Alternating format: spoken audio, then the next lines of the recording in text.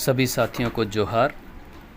साथियों, मैं किशन राज भील दिनांक 27 जुलाई 2022 को जोहार शब्द को लेकर एक गंभीर चर्चा करने जा रहा हूं, जिसे प्रत्येक सच्चे जोहार प्रेमियों को ज़रूर सुनना चाहिए।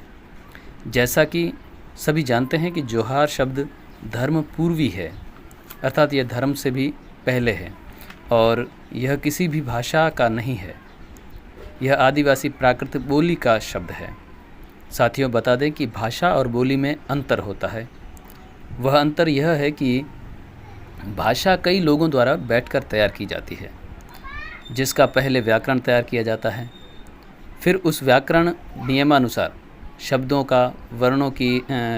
वर्णों आदि की संधियां कर करके नए शब्द बनाए जाते हैं। इन शब्दों की संधियों में फिर विच्छेद करके पुनः शब्दों को तोड़कर अर्थ निकाला जाता है। संस्कृत, हिंदी आदि भाषाएं हैं, न कि बोली। और बोली वह होती है जिसे कई लोगों द्वारा बैठकर व्याकरण नियमानुसार नहीं बनाई जाती। बोली में आदिवासियों को मुख से किसी वस्तु या घटना आदि के लिए प्रकृति की मेहरबानी से अचानक कोई शब्द निकल जाता है तो फिर वह उस वस्तु के लिए शब्द चल पड़ता है। उस शब्द का संधि विच्छेद नहीं किया जाता। तो जोहार शब्द आदिवासी बोली का अभिवादन शब्द है, न कि किसी भाषा का। अतः जोहार शब्द का संधि विच्छेद आदि करके व्याकरण की दृष्टि से देखना या अर्थ निकालना एक मूर्खता होती है। जोहार का अर्थ संपूर्ण प्रकृति के अवयवों की जय होती है। जब आदिवासी किसी से मिलते हैं तो जोहार शब्द से अपनी बात शुरू करते हैं, जिसका अर्थ यह होता है कि प्रकृति की जय हो, जिससे आप और हम जिंदा हैं। फिर आगे बातचीत शुरू होती है, क्योंकि आदिवासी प्रकृति को ही सर्वशक्तिमान, सर्वोपरि, सृजनहार शक्ति मानते हैं।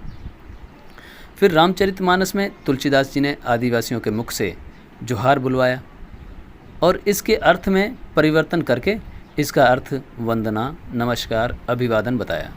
यहाँ तक आदिवासियों ने कोई विरोध नहीं किया, अपितु समर्थन किया।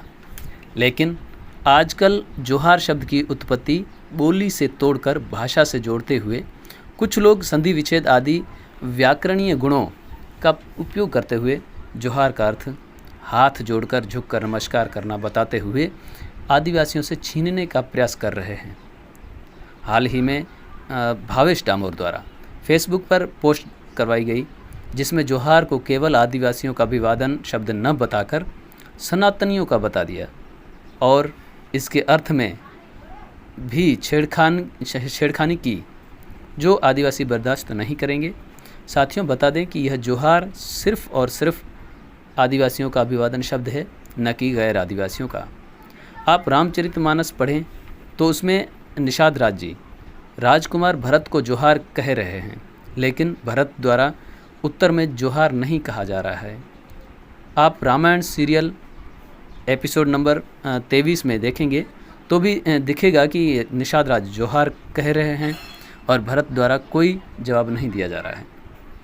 आप महाभारत सीरियल में रामानंद सागर द्वारा जो बनाई गई है श्री कृष्ण एक सीरियल, उसका भाग नंबर 106 में देखेंगे तो भी आपको दिखेगा कि अक्रूर जी के भील द्वारपाल के मुख से अक्रूर जी को जोहार कहलाया गया है रामानंद जी द्वारा, और अक्रूर जी उसका जोहार शब्द का उत्तर नहीं दे रहे हैं। अतः एक आदिवासी ही दूसरे आदिवासी को जोहार कहें, न कि एक आदिवासी गैर आदिवासी को, क्योंकि गैर आदिवासी जोहार अभिवादन का उत्तर देगा ही नहीं, और यदि देगा भी तो उल्टा पुल्टा, जिससे आदिवासियों का मनोबल तो गिरेगा ही, साथ में जोहार जैसे पवित्र शब्द का भी अपमान होगा। एक दिन यह शब्द आदिवासियों से छीन लिया जाएगा।